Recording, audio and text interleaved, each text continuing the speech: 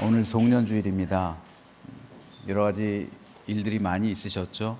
때로는 어렵고 힘든 순간도 있었을 것이고 또 때로 기쁘고 감사한 일도 있었을 것입니다. 특별히 모든 역경과 고난의 순간이 있었지만 에베네셀의 하나님께서 이곳까지 인도해 주시고 지금 이 자리에 우리가 나와서 하나님을 예배할 수 있다는 것이 우리에게 주신 하나님의 은총인 줄 믿습니다. 이 시간 하나님의 위로와 평강이 우리 모두 가운데 임해서 믿음으로 승리하며 하나님의 크신 은총을 받는 복된 날 되시길 주님의 이름으로 축복합니다. 오늘 본문에서 요한은 베드로가 대제사장의 종이었던 말고의 귀를 칼로 베어버린 장면을 기록하고 있습니다. 우리는 이것을 별일 아닌 것으로 생각하기 쉽지만 말고라는 사람이 누구인지에 대해서 알게 된다면 베드로가 벌인 이 행위가 단순한 것이 아니었다는 사실을 알게 됩니다.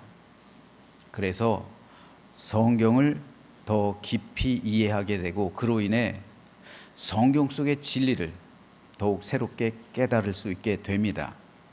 저는 오늘 이에 대해서 말씀드리려고 합니다. 먼저 말고란 사람이 그러기 위해선 누구였나 이것부터 시작해야만 합니다.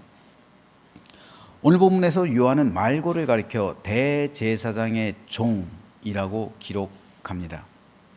그런데 여기서 요한이 기록하고 있는 종이라는 단어는 우리가 생각하는 것처럼 단순한 하인의 개념이 아닙니다. 이것을 이해하기 위해서는 당시 제사장들의 직급을 먼저 알아야 하는데 당시 제사장들 사이에서는 서열이 있었어요. 즉 제사장들 사이에 서열이 있고 직급이 있었는데 모두 7개의 직급에 따른 서열이 있었습니다. 제가 그 서열들을 여러 가지 책들과 참고 문헌들을 이용해서 한번 정리해 봤어요. 한번 보시죠. 우리는 맨 위에 대제사장과 일반 제사장 맨 아래, 성경에서는 여기밖에 나와 있지 않아요. 그래서 대제사장하고 일반 제사장 이렇게 두 종류만 있는 것으로 알기 쉬워요. 하지만 그렇지 않습니다. 먼저 맨 아래 일반 제사장은 각 지파에 소속돼서 살다가 자기 순번이 되면 성전에 와서 제사 드리는 사람, 이 사람이 일반 제사장이에요. 선한 사마리아의 비유에 나오는 강도를 만나서 못 본 채하고 지나간 제사장이 바로 이러한 신분을 가진 일반 제사장이에요. 자기 순번이 되면 1년에 한 차례씩 와서 성전에서 제사를 드리고 또 자기 고향으로 돌아가는 일반 제사장, 이런 제사장들은 자기 고향에서 교육을 담당하죠. 이스라엘 사회 시스템이 그래요. 이런 제사장들이 일반 제사장이고요. 그 위 성전방 제사장이라고 되어 있어요. 성전에는 예물을 모아두는 곳간으로부터 해서 제사장들이 옷을 갈아입고 옷을 비치하는 방, 그리고 제사장들이 제물을 먹는 식당으로서의 방, 또 회의를 하는 방까지 아주 다양한 용도로서 방들이 많이 있었습니다. 그 방들을 각각 책임지고 관리하는 제사장이 바로 성전의 방을 관리하는 제사장들입니다. 그리고 이 제사장들부터는 성전에 12달 1년 동안 계속해서 머무는, 즉 상주하는 제사장이에요. 일반 제사장들은 자기 고향에 있다가 자기 순번 때만 올라오는 제사장이지만 성전의 방을 맡은 제사장들부터는 성전에서 1년 동안 계속해서 상주하는 제사장입니다. 이들은 일반 제사장들보다 서열상 위에 있었어요. 직급이 위에 있었단 말이에요. 그리고 이들은 모두 15명이에요. 그렇죠. 일반 제사장들은 뭐 굉장히 수가 많았겠죠.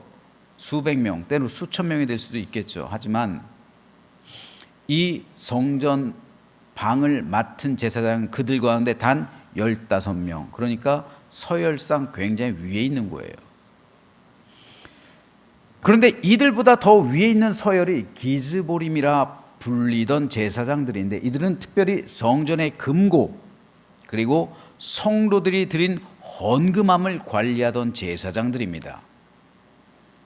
그리고 이들보다 위에는 아말칼이라는 제사장들이 있었는데 모두 7명이었어요. 그리고 이들보다 서열상 위에 있는 제사장들이 카트콜린이라는 제사장들이 있었어요. 이들은 모두 2명이었습니다. 굉장히 서열적으로 위로 올라갈수록 적어지죠. 그리고 이들 위에 세간이라 불리던 제사장이 1명 있었습니다. 이 사람들이 대제사장의 부관이라 불렸어요. 즉 대제사장의 오른팔이란 말입니다. 그래서 대제사장이 하는 모든 일을 직접 보좌하는 역할을 했어요. 이 세간이라는 제사장이 가진 중요한 직책이 하나가 더 있었는데, 그것은 성전의 모든 경비를 총괄하는 성전 경비대장이었다는 거예요. 즉 성전의 군사 총사령관이라는 말이에요. 군사적인 지휘권이 이 세간에게 있었단 말입니다. 그렇기 때문에 대제사장이 유고 시에는 바로 이 사람이 대제사장 역할을 하는 거예요. 새로운 대제사장이 선출될 때까지요. 그래서 세간이라는 직분의 제사장은 대제사장에 이어서 제사장 서열 2위입니다. 그만큼 막강한 권력과 권위를 가진 사람이 제사장 서열 2위인 세간이라 불리던 제사장이에요. 자, 이 점을 염두에 두고 다시 오늘 본문 10절 말씀을 읽어보죠. 이에 시몬 베드로가 칼을 가졌는데 그것을 빼어 대제사장의 종을 쳐서 오른편 귀를 베어버리니 그 종의 이름은 말고라. 자, 여기서 종이라는 단어를 주목해 보죠. 여기서 종이 말하는 것은 단순한 하인이 아니라고 그랬어요. 이 종은 누구를 끌고 왔어요? 군사들을 끌고 왔어요. 다시 한번 표를 보여주세요. 자, 그렇다면 이 종 말고가 가지고 있는 직분은 이 중에서 어디일까요? 바로 세간이란 말이에요. 세간. 말고는 그냥 종이 아니라 제사장 서열 2위 세간이에요. 그렇기 때문에 말고가 왜 군사들을 데리고 왔냐면은 예수님을 성전 모독죄로 잡는 거예요. 예수님을 하나님이라고 했잖아요. 그런 죄목으로 잡는 겁니다. 그렇기 때문에 성전의 군사들을 데리고 온 거예요. 성전의 군사들을 지휘해가지고 성전 경비대장이 온 겁니다. 즉 대제사장의 명을 듣고 제사장 서열 2위인 세간이 성전 경비대장이기 때문에 직접 군사들을 이끌고 예수님을 잡으러 온 거예요. 성경에는 이 종이란 개념이 약간 달라요. 그래서 대제사장의 종이라고 하니까 우리가 하인으로 생각하는데 그렇지 않아요. 여러분, 여호수아도 어떻게 불렸어요? 모세 종이라고 불렸잖아요. 모세 시종 여호수아. 그렇다고 여호수아가 모세 하인이에요? 아니잖아요. 여호수아는 이스라엘 군대 총사령관이에요. 그래서 가나안 정복 전쟁 때 이스라엘 군대 총사령관인 여호수아가 활약을 하는 거잖아요. 그래서 모세 유고시에 여호수아가 그 모세의 뒤를 이어받은 거잖아요. 여호수아는 모세 부관이란 말입니다. 종이란 개념이 그런 부관으로서의 개념이 있는 거예요. 엘리사도 엘리야의 부관이었단 말입니다. 종이었어요. 그래서 엘리야가 유고했을 때 엘리야의 뒤를 엘리사가 이어받은 거예요. 종이란 그런 개념입니다. 그렇기 때문에 요한이 기록하고 있는 대제사장의 종이라는 이 단어는 대제사장의 부관이란 말이에요. 대제사장의 부관, 즉 성전 경비대장 세간이라는 말이에요. 즉 제사장 서열 2위, 이것이 말고의 직분이었단 말이에요. 그런데 베드로가 그 세간의 귀를 쳐버렸단 말이에요. 이게 적은 일이에요? 이건 아주 큰 사건이에요. 그렇기 때문에 중요하고도 큰 사건이었기 때문에 이에 대한 기록을 사복음서 모두에서 남기고 있어요. 그런데 마태, 마가, 누가는 베드로의 이름을 밝히지 않아요. 그들 중 한 사람, 즉 주님과 함께 있었던 사람 중 한 사람이 대제사장의 종의 귀를 쳤다, 칼로 뱉다, 이렇게 기록하고 있어요. 그런데 요한은 그 사람의 이름을 베드로라고 직접 밝혀요. 왜 그랬을까요? 왜 마태, 마가, 누가는 베드로의 이름을 밝히지 않았을까요? 그들이 베드로의 이름을 몰라서? 누가 그런 일을 행했는지 몰라서요? 아니요. 너무도 잘 알고 있었죠. 그럼에도 불구하고 마태, 마가, 누가가 베드로의 이름을 밝히지 않은 이유가 있어요. 요한이 밝힌 이유가 있어요. 그 이유는 베드로가 서열 2위 세간의 귀를 잘라버린 사건은 예수님의 공동체에 있어서 적지 않은 파장을 가져오기 때문입니다. 예수님의 공동체가 아무리 정의롭고 모든 사람들에게 지지를 받는다 할지라도 베드로가 제사장 서열 2위 세간의 한쪽 귀를 내리치고 그리고 그의 귀를 떨어뜨렸다는 사건은 이제까지 예수님의 공동체를 지지하던 사람들의 등을 돌리게 하는 사건이 된 거예요. 이건 굉장히 안 좋은 사건입니다. 유대인들에게 있어서 제사장의 존재는 하나님의 대리인이에요. 아무리 제사장이 타락하고 진짜 그들이 하나님 보시기에 합당하지 않는 삶을 살아간다 할지라도 사람들에게 있어서, 일반 백성들에게 있어서는 제사장은 신성 불가침의 존재였어요. 당시 사람들에게요.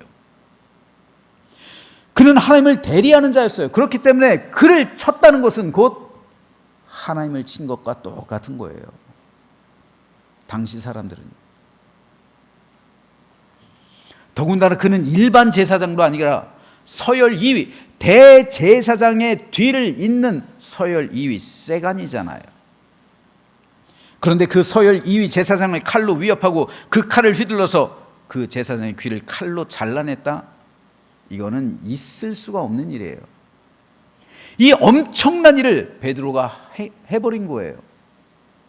이것은 한순간 예수님의 공동체를 모든 대중들의 적으로 만드는 일이에요. 예수님의 공동체를 허물어 버릴 수 있는 아주 위험한 행동이었습니다. 성경에 보면 예수님을 따르던 군중들이 한순간 예수님의 공동체에 대해서 적대적으로 변하는 장면이 있어요. 그 이유 중 하나가 어쩌면 이 사건이었는지도 몰라요. 그걸 바라본 대중들이, 군중들이, 백성들이 제사장을 치는 그 모습을 보고 어떻게 생각했을까요? 따라서 마태, 마가, 누가는 베드로의 이름을 감췄어요. 예수님의 수제자가 그런 일을 행한 장본인이라는 것이 알려져서 교회 공동체에 좋을 것이 없었어요. 또 베드로의 이름이 밝혀진다면 베드로가 일부 분노에 찬 사람들의 표적이 될 수가 있어요. 당시 시카리들이 많았잖아요. 시카리들, 다시 말해서 열심당원들이요. 열심당원들은 암살하는데, 사람 죽이는데 조금의 거리낌도 없었잖아요. 하나님의 이름 그거 가지고 사람들을 죽이는데 조금의 거리낌도 없었어요. 암살하는 그것으로 하나님께 영광을 돌리는 사람들이 시카리들이잖아요. 바울 자신도 이런 암살단에 의해서 죽을 위기에 있었잖아요. 바울을 죽이려는 음모들이 있었잖아요. 마찬가지로 베드로도 그런 타겟이 될 수 있었던 겁니다. 그래서 마태, 마가, 누가는 굳이 베드로의 이름을 밝히지 않아요. 그런데 왜 요한은 베드로의 이름을 밝힐까요? 그 이유는 베드로와 말고가 요한복음을 쓸 당시 이미 다 죽었기 때문에 그래요. 다 죽었어요. 요한복음은 마태, 마가, 누가복음에 비해서 20여 년 뒤에 기록된 성경입니다. 그러니까 요한이 말년에 기록된, 가장 마지막에 기록된 것이 요한계시록이지만 요한계시록보다 바로 앞에 기록한 것이 요한복음, 그리고 요한 1, 2, 3서, 그리고 요한계시록이에요. 그리고 그때는 또 중요한 일이 있었죠. 주 70년에 하나님의 성전이 완전히 무너져 내리잖아요. 성전이 없어져 버렸다고. 유대사회에서 성전이 없어지면 자연스럽게 폐지되는 게 뭐예요? 제사가 폐지되죠. 그럼 뭐가 없어져요? 제사장이 없어지는 거예요. 제사장이. 더 이상 유대사회는 제사장 중심의 사회가 아니라 랍비 중심의 사회로 재편되는 거예요. 랍비 중심의 사회로. 그래서 성전이 없어졌기 때문에 회당 중심으로 모이기 시작하는 거예요. 그래서 몇 주 전에 말씀드렸죠. 주 90년 얌리아 종교회의, 여기서 두 가지 중요한 것이 내려졌다고요. 첫째는 구약 성경의 정경 확립, 둘째는 나사렛 예수파에 대한 이단 정죄, 이 두 가지. 그래서 90년 이후로 기독교와 유대교가 완전히 결별했다고 했잖아요. 그 과정 가운데 요한복음이 쓰여지는 거예요. 요한복음이 바로 그 시기에 쓰여지는 거예요. 요한복음, 요한 1, 2, 3서, 그리고 후에 요한계시록이요. 다 연관이 되어 있는 거예요. 이 얌리아 회의와. 그렇기 때문에 요한은 베드로의 이름을 밝히는 거예요. 이제 제사제도도 폐지되었고 더 이상 제사장 이름 밝혀도 아무 상관이 없어요. 어떤 해도 없어요. 이제 기독교와 유대교는 완전히 결별되는 그런 상황에 있었기 때문에 굳이 베드로의 이름을 안 밝힐 이유가 없어요. 자, 그렇다면 중요한 것은 예수님께서 베드로의 이 행동, 그때 당시 이 행동에 대해서 어떻게 반응하셨는가입니다. 그 자리에서 주님께서 쳐라 하셨으면 혁명이 시작된 거죠. 피해 혁명이. 그래서 대제사장을 비롯해 모든 기득권 세력을 제압하고 산헤드린 의회를 장악해서 독립 나라, 새로운 나라를 시작하면 혁명이 완성되는 거죠. 그리고 로마 정부에 대해서 대로마 정부 항쟁에 들어가든 어떻게 되든 그것은 그 다음의 일이겠죠. 어쩌면 베드로는 혁명의 트리거, 즉 방아쇠를 당긴 걸 수도 있어요. 당긴 걸 수도 있어요. 왜요? 지금 대치하고 있는 거예요. 예수님의 제자 공동체, 예수님을 따르던 무리들, 그리고 성전 경비대장을 위시한 성전의 군사들 대치하고 있는 거예요. 죽느냐 사느냐, 여기서 일촉즉발이 있는 거예요. 예수님을 붙들러 왔기 때문에. 그랬을 때 베드로가 나서서 성전 경비대장의 귀를 베버립니다. 이것은 혁명의 시작이에요. 돌이킬 수 없는 강을 건넌 거예요. 마치 시저가 루비콘 강을 건너갔던 것처럼 이제 주사위는 던져진 거죠. 그렇죠? 시저가 루비콘 강을 건너면서 내가 공화당에 충실한 신하로 남느냐, 아니면 내가 저것들을 다 정복해버리고 황제가 되느냐. 주사위는 던져진 거죠. 마찬가지예요. 베드로. 주사위는 던져진 거예요. 이미 성전 경비대장의 귀를 쳐버렸어요. 돌이킬 수 없는 거예요. 이젠 어떻게 돌이켜요 그거를. 그래서 이제 혁명이 시작됐다. 베드로가 혁명을 시작한 거예요. 그런데 그 절체절명의 순간 예수님의 입에선 모든 제자들의 기대와는 전혀 달랐던 말씀이 흘러나와요. 주님은 베드로를 향해 이렇게 말씀하십니다. 예수께서 일러 이르시되 이것까지 참으라 하시고 그 귀를 만져 낫게 하시더라. 전혀 제자들의 생각과는 다른 예수님의 행보예요. 베드로는 예수님을 대신해서 혁명을 시작한 거예요. 베드로가 나서가지고 돌이킬 수 없는 거예요. 그런데 예수님은 그걸 돌이켜버렸어요. 그리고 이것까지 참으라. 이것까지 참으라라는 이 말은 새번역 성경에서 그만해 두어라 라고 번역하고 있어요. 이게 더 좋은 번역입니다. 그만해. 이건 뉘앙스가요, 책망하는 뉘앙스. 좀 그만해. 됐어. 여기까지. 이거예요. 이런 뉘앙스예요. 마태는 여기에 더해서 네 칼을 도로 칼집에 꽂으라. 칼을 가지는 자는 다 칼로 망한다 라는 주님의 말씀을 첨부합니다. 하나님 나라는 칼로 임하는 나라가 아니라는 거예요. 하나님 나라는 다른 사람의 피를 흘려서 임하는 나라가 아니라는 겁니다. 이제 예수님은 예수님의 피를 흘려서 하나님의 구원을 완성해야죠. 그 사명이 있는 거예요. 그래서 오늘 본문에서 주님께서는 내가 이 잔을 마셔야 한다고 말씀하시잖아요. 이 잔, 이게 뭐예요? 십자가에서의 피 흘림이시냐면 피 흘리심입니다. 나 자신의 피를 흘려서 임하는 나라가 하나님 나라예요. 예수님의 피를 흘리지 않으면 하나님 나라가 임하지 않아요. 그런데 베드로는 다른 사람의 피를 흘려서 주님 나라를 세우려 했단 말입니다. 그렇기 때문에 예수님은 그런 베드로의 행동을 꾸짖으신 거예요. 칼로 하나님 나라가 임하게 한다고? 하나님 나라는 칼로 임하는 나라가 아니야. 그러니 네 칼을 칼집에 도로 꽂으라. 주님께서 말씀하신 겁니다.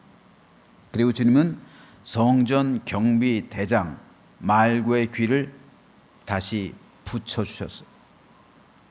예수님의 공생의 사역 가운데 마지막으로 보여주신 기적이 바로 세간 말고 성전 경비대장이 떨어진 귀를 붙여주신 사건입니다. 베드로가 제사장의 귀를 잘라버린 것이 엄청난 사건인 이유가 귀를 잃잖아요. 제사장들이. 여러분, 제사장이 장애인이 제사장이 돼요, 못 돼요? 구약 성경에 돼요? 장애인은 못 돼요. 신체가 상한 사람은 안 되는 거예요. 제사장은 몸이 완전해야 돼요. 그런데 장애를 입었다. 그러면 제사장이 아니에요. 제사장의 직무를 수행하지 못해요. 모든 자격을 다 잃어버리는 거예요. 그렇기 때문에 예수님께서 말고의 귀를 붙여주신 사건은 그의 제사장 직분을 회복시켜 주시는 거예요. 좌절하고 절망할 수밖에 없었던 말고의 인생에 하나님 나라가 임하게 한 사건입니다. 여러분, 한 사람의 인생을 송두리째 망쳐놓고 하나님 나라가 임하길 원한다? 있을 수 없는 일이죠. 왜 이슬람교가 세계인들의 지탄을 받을까요? 베드로처럼 행동하기 때문에 그래요. 한 손엔 꾸란, 한 손엔 칼. 그렇기 때문에 그 종교가 사람들에게 고통을 주는 거예요. 사람들에게 위로를 주고 진정한 생명을 전해주는 종교는 자기 피를 흘리는 종교지 남의 피를 흘리는 종교가 아니에요. 주님께서 보여주신 것이 이겁니다. 하나님 나라는 자기 피로서, 예수님의 피로서 임하는 나라예요. 남의 피를 흘려서 정복하는 나라가 아니라고요. 그건 제국이라니까요. 제국은 남의 피를 흘려가지고 자기의 유익을 이루는 곳, 그런 나라가 제국이잖아요. 그래서 하나님께서는 이스라엘 민족이 제국화되는 걸 원하지 않았어요. 그렇기 때문에 작은 땅을 주셨다고요. 제국이 되는 걸 방지했다고. 그래서 경계표를 정해준 것이잖아요. 하나님께서 직접 그 땅의 구역을 정해주신 이유가 제국화하지 말라는 거예요. 너희는 제사장 나라가 돼야지 제국이 돼서는 안 된다는 거예요.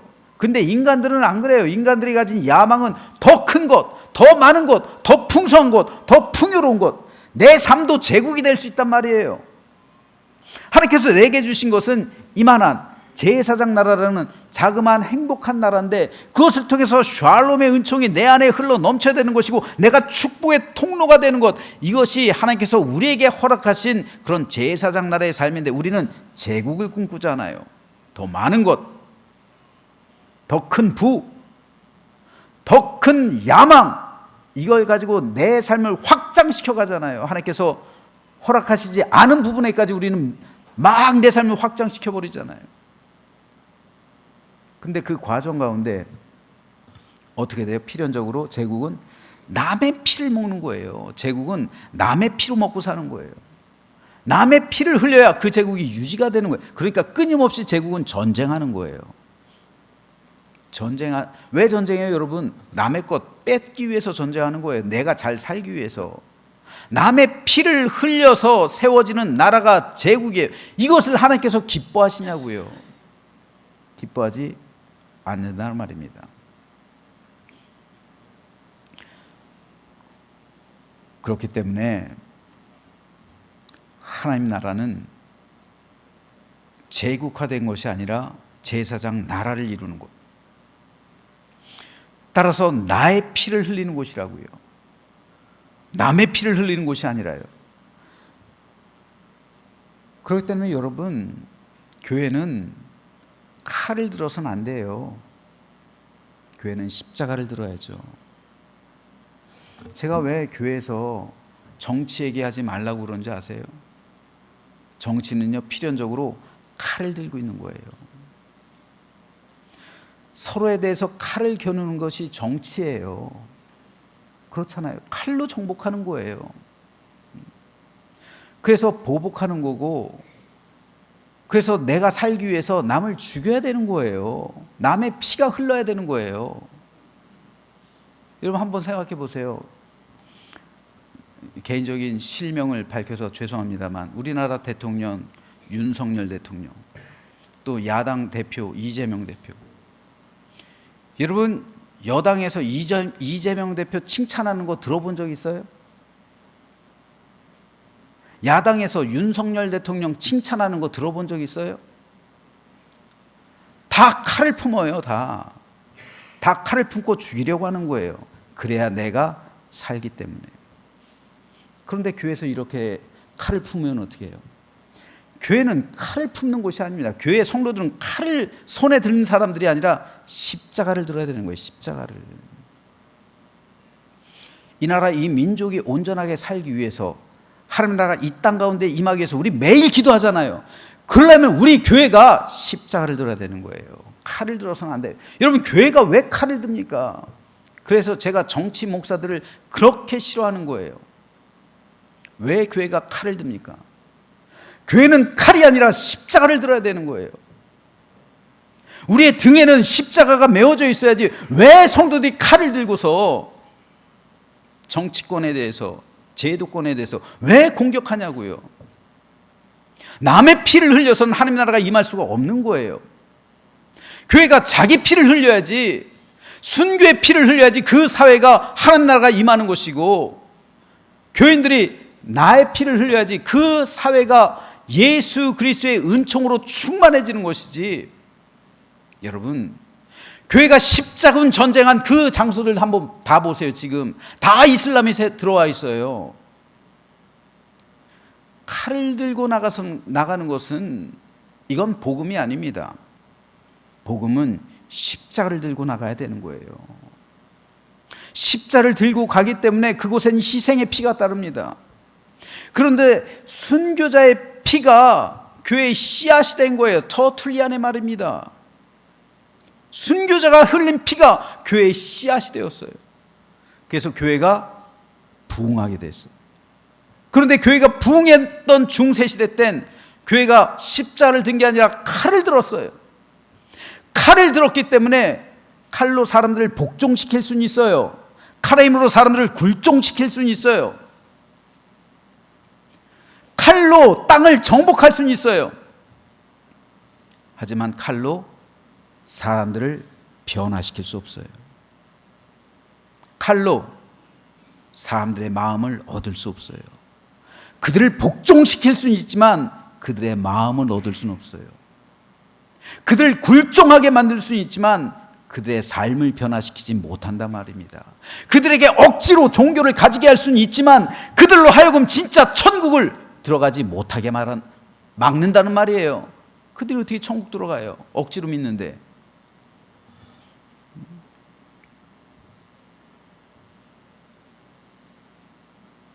그렇기 때문에 예수님께서는 예수님의 그 십자가에서 흘린 그 피로 이 땅 가운데 하나님 나라가 임하게 하신 거예요. 그래서 예수님께서는 하나님 나라는 너희 가운데 있다, 너희 안에 있다 말씀하시잖아요. 너희 안에라는 이 말은요, 사이에, 그리고 너희 가운데라는 말이에요. 하나님 나라가 너희 가운데, 즉 저와 여러분 사이에, 우리들 사이에 있다는 거예요. 우리들 안에 있다는 거예요. 주기도문을 통해서도 하나님께서는 제자들의 기도 요청에 대해서 말씀하시잖아요. 하늘에 계신 우리 아버지 이름이 거룩히 여김받으시면 나라가 임하시오며 하나님 나라가 이 땅 가운데 임하게 해주십시오. 너희들은 이것을 위해서 기도하라 말씀하시잖아요. 그렇다면 어떻게 하나님 나라가 우리 가운데 이 땅에 임할 수 있느냐고요. 십자가를 통해서만 임할 수 있는 거예요. 하나님 나라는 십자가를 통해서만 축복이 임하는 거예요. 하늘의 은혜가 내리는 거예요. 그렇기 때문에 하나님 나라가 너희 가운데 있다 라는 주님의 이 말씀이 우리 삶 가운데 실현되기 위해선 서로 우리의 십자가를 져야 되는 거예요. 하나님 나라가 이 땅 가운데 임하게 하기 위해선 하나님의 교회들이 십자가를 져야 되는 거예요. 그러므로 우리 손에는 다 칼이 아니라 십자가가 들려져 있어야 되고요. 우리 등에는 칼집이 아니라 십자가가 메어져 있어야 되는 거예요. 안타까운 사실은 많은 교회와 성도가 베드로처럼 행동한다는 사실이에요. 내 안에 숨겨져 있는 칼을 들고 와요. 그래서 나를 대적하는 사람, 나와 뜻이 맞지 않는 사람, 나와 생각이 다른 사람을 칼집을 갖고 와서 그 칼을 꺼내서 여지없이 도려내버립니다. 베드로는 자기가 목적한 바를 위해서 남의 피를 흘리는 사람의 전형이에요. 무서운 사실이 뭔지 아세요?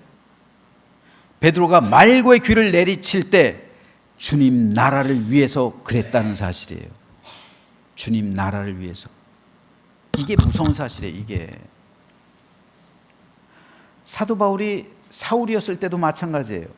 사울 역시 하나님을 위해서 교회와 성도를 핍박하고 죽이는 데 앞장섰다는 거예요. 하나님을 위해서, 하나님의 영광을 위해서. 오늘 우리 교회들 가운데서도 하나님의 영광을 위한다는 명목으로 남의 가슴에 상처를 내고 남에게 고통 주고 남의 피를 흘릴 때가 얼마나 많은지 몰라요. 베드로와 같은 열심, 이 열심이 하나님의 교회를 삼키는 거예요. 그곳엔 하나님 나라가 임할 수 없어요. 어떻게 하나님 나라가 그곳에 임합니까? 쇠간의 귀를 내리치는 그곳에 어떻게 하나님 나라가 임해요? 그래서 예수님께서는 쇠간의 귀를 고쳐주신 거예요. 칼을 꽂으라고 한 겁니다. 베드로를 오히려 꾸짖으신 거예요.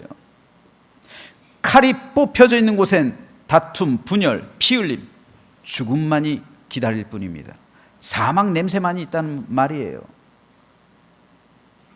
그것은 아비 규환으로 표현해요. 그런데 주님은 아무든지 나를 따라오리거든 자기를 부인하고 날마다 제 십자를 지고 나를 따르라 말씀합니다. 우리나라에 교회가 많아요. 교인도 많습니다. 하지만 진정 예수님처럼 자기 피를 흘려서 하나님 나라가 이 땅 가운데 임하게 하는 사람은 적어요. 여러분, 교인들은 절대 이기적이어서는 안 돼요. 남의 피를 흘려서는 안 된단 말이에요. 내 피를 흘려야지. 좀 손해보면 어때요? 교인들이 좀 손해보면 어때요? 왜 그 손해를 못 참아요? 왜 손에 못 참고 그거를 바득바득 우겨가지고 그럴 필요 없어요, 여러분. 손에 좀 버셔도 돼요. 여러분 사는데, 여러분 영혼 천국 가는데 아무 지장 없습니다. 오히려 여러분들이 하나님 나라의 백성이라는 증거가 되는 거예요. 내 피를 흘려야지. 왜 남의 피를 흘리세요? 왜 교회 가운데 분쟁과 분열, 다툼과 싸움이 벌어집니까? 베드로처럼 서로 칼을 꺼내고서 그 칼로 남들을 치기 때문에 그래요. 제사장의 귀를 잘라서 자격 없는 사람으로 만들어버리고 흠과 티끌 찾아내서 들춰내고 지적하는 곳에 무슨 평화와 안식과 기쁨이 그리고 축복이 임하겠어요? 우리 안에 하나님 나라가 임하기 위해선 예수님처럼 우리도 자기 십자가를 져야 된다는 이 사실, 이것이 바로 복음이에요, 여러분. 복음이 있는 곳엔 그렇기 때문에 십자가의 은혜가 있는 거예요. 우리가 말로만 십자가라고 하고서 예수님만 십자가 지라고 해서 내가 십자가 지지 않겠다, 이거는 불신앙이에요, 여러분.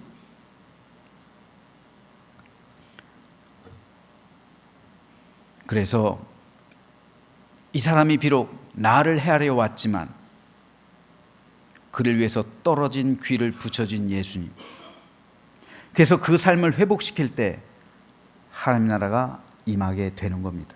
그래서 위로와 축복, 기쁨과 사랑이 그 안에 가득한 거예요. 좋은 교회는 십자가를 진 사람이 가득한 교회예요. 여러분들 한번 가슴 한번 보세요. 그 가슴에 칼집이 있지는 않으세요? 그래서 언제든지 이 칼집에서 내 칼을 꺼내가지고 서로 찌를 준비하고 있지 않으세요? 그렇다면 송년주일 맞이하는 오늘 그 칼집을 제거하시기 바랍니다. 그리고 우리 손엔 십자가가 들려 있어야 되는 거예요. 십자가가 들려져 있는 교회가 진짜 좋은 교회예요. 제 꿈은 우리 교회가 대형 교회가 되는 게 아니에요. 물론 대형 교회가 되는 그것도 중요한 일일 수 있습니다. 하지만 1000명, 2000명, 10,000명, 그게 제 꿈이 아닙니다. 제 꿈은 저와 여러분 모두가 십자가를 들고 있는 거예요. 저와 여러분의 어깨에 십자가가 메워져 있는 거예요. 제 꿈은 그겁니다.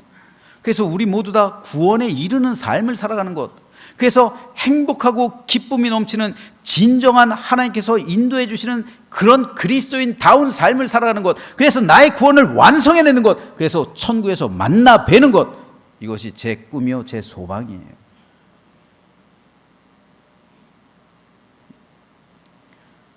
좋은 교회는 이런 십자가로 가득한 교회입니다. 비록 교회가 100명밖에 되지 않지만 십자가로 가득한 교회와 교인들이 10,000명 있어도 칼을 들고 있는 교회가 있다면 하나님께서 선택하시는 교회는 바로 우리 교회인 줄로 믿으시기 바랍니다. 저는 이런 교회를 꿈꿔요. 전 이런 교회를 소망합니다. 그리고 이런 교회를 지향할 것이고, 이런 교회를 위해 나아갈 것이고, 이런 교회를 위해 목회할 겁니다.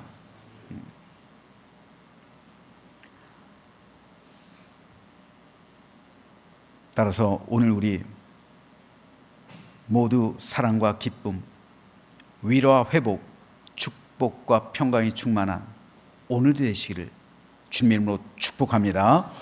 한 가지만 더 짧게 말씀드릴게요. 시간이 많이 가서요. 예수님께서 말고의 귀를 고쳐주신 것은 제사장 말고를 위한 것이기도 했지만 거기엔 또 다른 중요한 이유가 있었어요. 그것은 바로 다름 아닌 베드로를 위한 것이었어요. 말고는 제사장 서열 2위였습니다. 그런데 베드로가 그 귀를 잘라냈다면, 그래서 제사장의 직분을 잃게 만들었다면 베드로는 아마도 그 후로 죽임당했을 겁니다.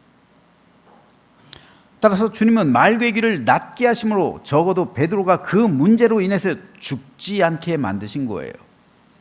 여러분, 왜 베드로가 예수님을 저주까지 하면서 3번이나 부인했다고 생각하세요? 단지 그가 예수님을 따랐다는 이유만은 아닙니다. 당시 베드로가 느꼈던 두려움의 중심엔 제사장 서열 제2위 성전 경비대장 말고의 귀를 잘랐다는 데 있어요. 이 사실이 밝혀지고 알려진다면 베드로가 살길 바래요. 베드로는 죽은 목숨이에요. 그 자체로.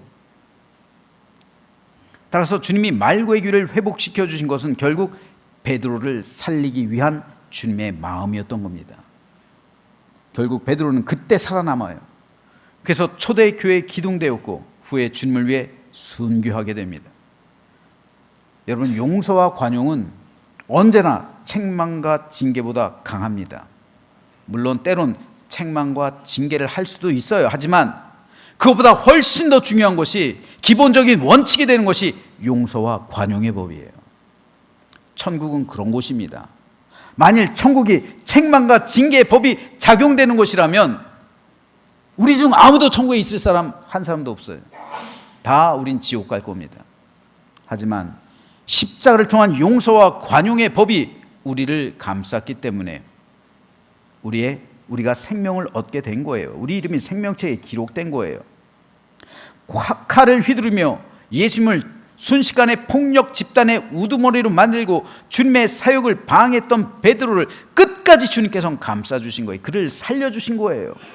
용서와 이해가 베드로를 살리게 한 것이고, 관용의 마음이 베드로의 마음에 변화를 가져오게 한 겁니다.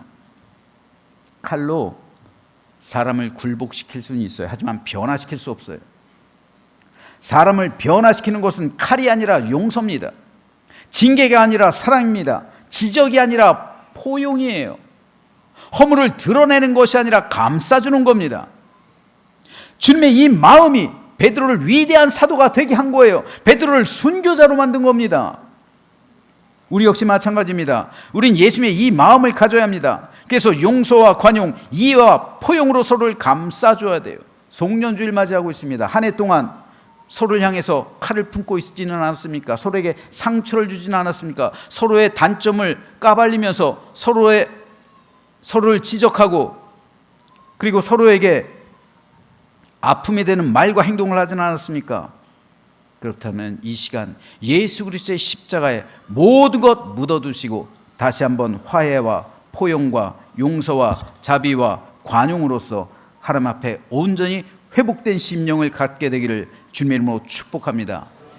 그래서 오늘 이 말씀을 듣는 우리 모두 이제부터 더욱 사랑과 용서와 이해와 관용으로 성도를 사랑하며, 주님께서 말씀하시는 것처럼 하나님 나라는 너희 가운데 있다라는 이 말씀을 온전히 실천해서 각자의 삶 가운데 십자가를 가지고 십자가의 은총이 넘치는 축복의 삶을 살아가는 우리 모두가 되시기를 주님의 이름으로 축원합니다.